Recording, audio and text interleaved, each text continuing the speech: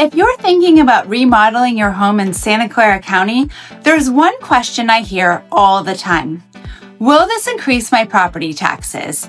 And the honest answer is, it depends. Some improvements can trigger a reassessment, others usually won't.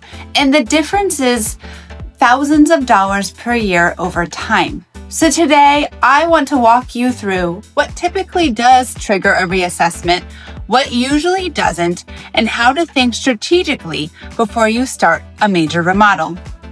Home improvements are exciting, whether you're adding space, updating your kitchen, or planning for long-term living.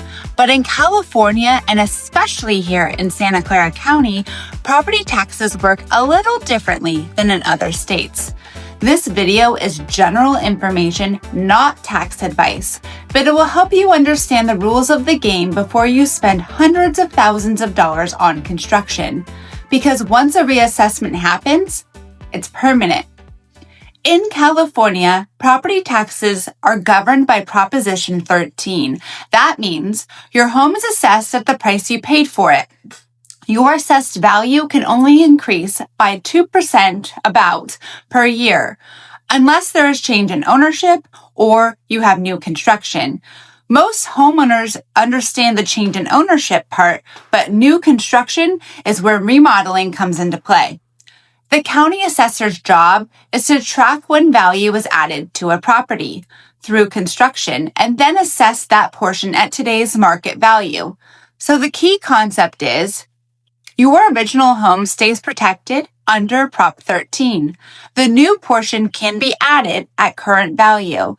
The most common trigger for reassessment is adding square footage. Examples include building a room addition, expanding your kitchen footprint, adding a new primary suite, building a second story, or converting a garage into living space. When you do this, the county usually reassesses only the new area, not your entire house. So let's use this simple example. Say your home is currently assessed at $800,000 under Prop 13. You add a 400 square foot beautiful addition valued at $300,000. Your new assessed value might become your $800,000, your original, your $300,000, your new construction, totaling $1.1 million. And that $300,000 is not now taxed every year going forward. That's why square footage is the biggest trigger, because it's clearly new value. Square footage isn't the only thing that can cause reassessment. Other common triggers include building an ADU or a second unit.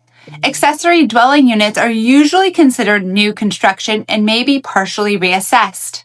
Adding a swimming pool. Pools are considered a permanent improvement and can be reassessed. Major structural changes. Examples include raising the roof, rebuilding large portions of the home, changing the foundation, removing and replacing load-bearing walls, significant reconstruction after damage. If more than a certain percentage of the structure is rebuilt after fire or major damage, it may be treated as new construction for tax purposes. Not all remodeling, however, increases your taxes. Projects that are considered maintenance or like-for-like replacement typically do not trigger reassessment. That means like a new roof, new windows, new flooring, a kitchen remodel that's not expanding the footprint, bathroom remodel without expanding the footprint, new plumbing, new electrical, new HVAC, new paint or siding. These projects improve condition, but they don't usually create a new assessable value. This is why many homeowners choose to modernize rather than to expand. Most reassessments are triggered when a building permit is pulled, the project is completed, then the county receives notice of the work, and after final inspection, the assessor reviews whether the project qualifies as assessable new construction. This is why homeowners sometimes see a reassessment notice months after their project is finished. It doesn't happen immediately, but it often happens eventually. The increase depends on the value of the improvement, the market conditions, the scope of work, and if your addition is valued at $250,000, that amount may be added to your assessed value. So while your original home remains protected under Prop 13, your tax bill still goes up. That's why this should be a part of your remodel budgeting, just like construction cost. Before starting a major remodel, it's smart to ask yourself, how long do I plan to stay in the home? Will the added space significantly improve my lifestyle? Does this improvement add resale value? Am I okay with a long-term tax increase? For some homeowners, the extra bedroom, office, or ADU is absolutely worth it. For others, they decide to renovate within the existing footprint instead. And there's no right or wrong answer, but there's always a right informed answer.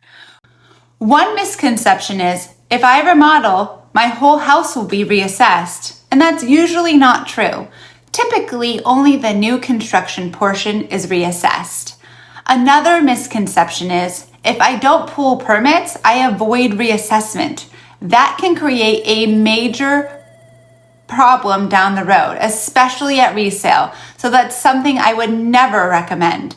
It's better to plan properly than to risk legal or financial issues down the road. The goal isn't to avoid improving your home, it's to improve it with clarity. In Santa Clara County, adding square footage can trigger a reassessment. ADUs and pools can trigger a reassessment. Major structural changes can trigger a reassessment. Cosmetic updates usually do not. So if you're considering a remodel and want to understand how it might affect your property taxes or your long-term value, I'm happy to walk you through. I'm Danielle Cashen with the Moles Group, and I'm here to give you local insights to the South Bay. If you have any questions, feel free to reach out. I will put my information in the comment below.